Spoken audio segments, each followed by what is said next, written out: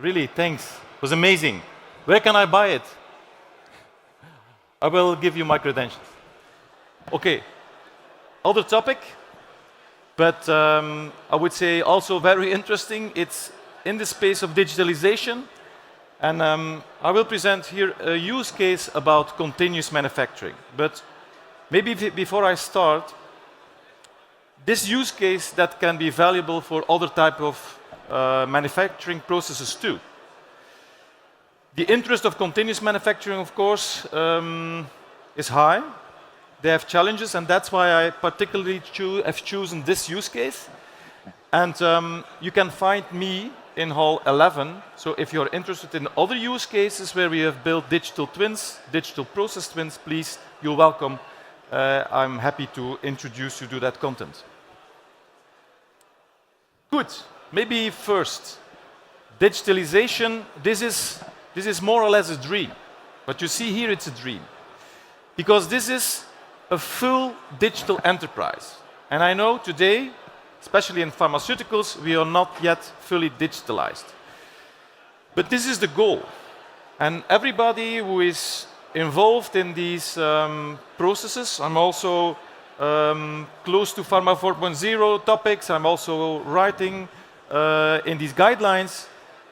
The way to go to that full connected plant, well, we need to think ahead. So you need to do some analytics on your data, your install base, to get to a certain level and to reach that digital enterprise. In pharma, because that was more general for all industries, in pharmaceuticals, I like this picture because it's also about in a full life cycle. So from R&D, which is mainly the most important part, because that costs billions to get your product released, and you maybe have just one product that then goes to the market. We need, of course, to not forget to have that tech transfer. That means everything that we do in all these discovery phase and preclinical research phases, we would like to reuse all that knowledge, so that starts with data, but all the knowledge behind, and we would like to use that also in manufacturing. That's a very important thing. So this, I would say, is the basis of the presentation that I will give about that continuous manufacturing process. Another topic, and I will not go into details, but this is like a sort of map of products we have. It's not limitative because I didn't include process analytic technologies on it, but here I try to show what customers are looking for. So it's really, or no, I'm only interested in virtual commissioning, or no, I would rather go to high fidelity operator training systems, or no, for me, a steady state design is already sufficient. So we have the products in our basket and the knowledge to combine all these different disciplines. And that's almost a question that I receive from my customers. It's really behind, okay, I have a mechanistic model, nice. But how can I now use that and link that to my automation system? Can I use that online? Can I use that at line? The answer is yes. But therefore, you need then to have some experts to get you introduced in that content. This is a specific use case. So what we did, on the lowest level, we had a full process design of a tableting manufacturing system. So it were Keytron feeders, 5 feeders that were linked, and I'll give you another example later, to a blender, and then it goes to, via a feed frame, to a tablet press. This was, oh, sorry for that, maybe I jump. That was the tablet or the manufacturing process up to the tablet press, and that was, in fact, a requirement from an instancy. It was a regulator who asked Siemens, please, can you make something completely virtual? So we will not buy an installation yet, but can you make for us this situation so that we can do all experiments as we know on the lowest level, which is then the mechanistic models we already use. So initially, what is important is the PAT-enabled control system. We know the benefits. But these was a bunch of requirements that I said what we would like to test on that digital twin is like how do we do that direct compression line? How do we do the startup of that line? What will happen if we do the shutdown? Yes, how will that impact the quality of my tablet, of my final tablet? Residence time distribution. We know that. So what happens when I have a disturbance in my feeders, in one of my feeders? What happens when I have a disturbance in my API feeder? How will this influence? Do I have to stop my blender for a while? What will happen when I stop? And all these situations, well, they would like to test these things out without having an installation. And that was a solution that we provided from Siemens.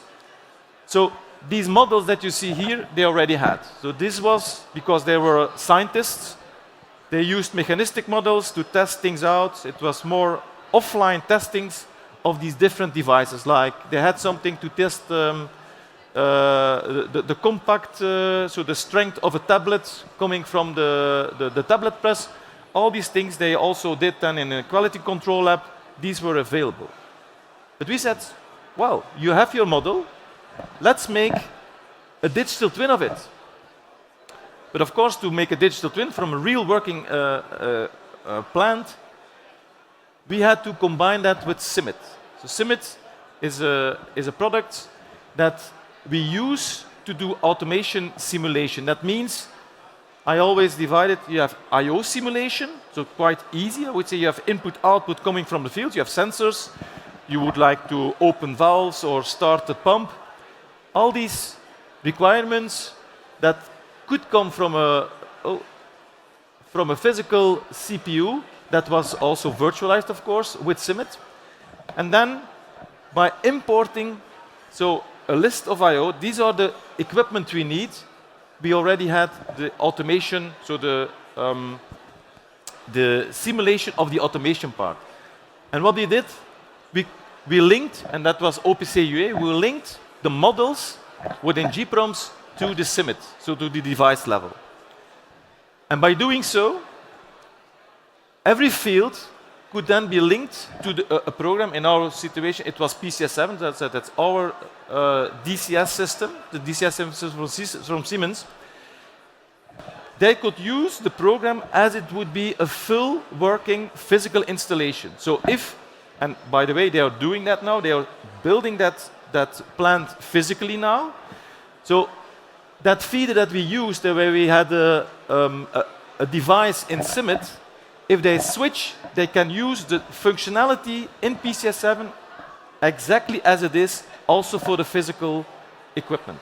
It just, they say, okay, now we switch to a real CPU, we switch to a real feeder, it will work because we tested.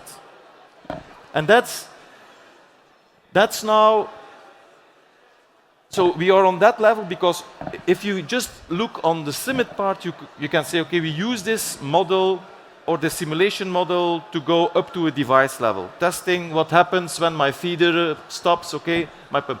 But we would like to extend it with the physical, like viscosity, all these properties that we have from that mechanistic model, which can really, this is really on the deep dive scientific knowledge from the papers based on these equipment. And that in GPROMs we have libraries for that. So like the tablet press, we have a library for that. That's with mechanistic models. It's just you have to tweak that and then you can use. Of course we can extend it.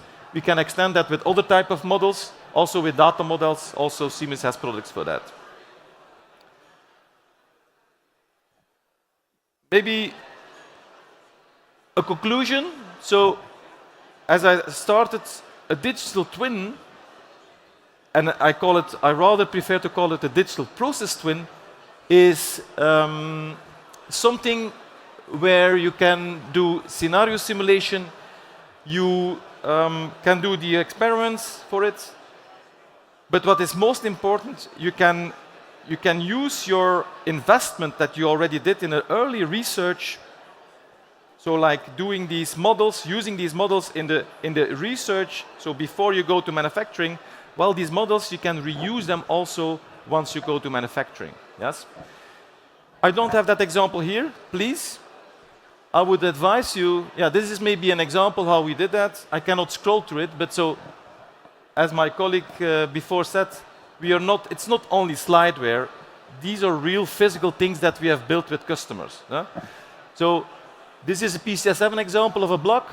So this block will control, and this is then linked to CIMIT, and CIMIT is linked to GPROMs. So as you see, it's not just a slide, it's not a story, it's a physical working installation nowadays for these customers. Yeah?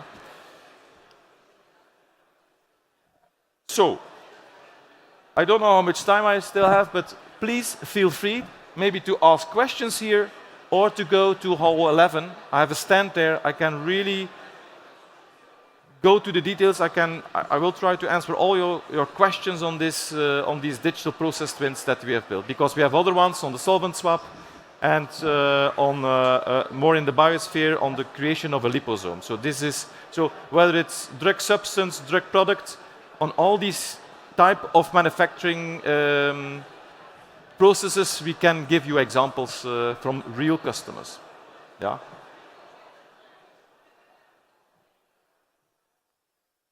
Questions before you applaud?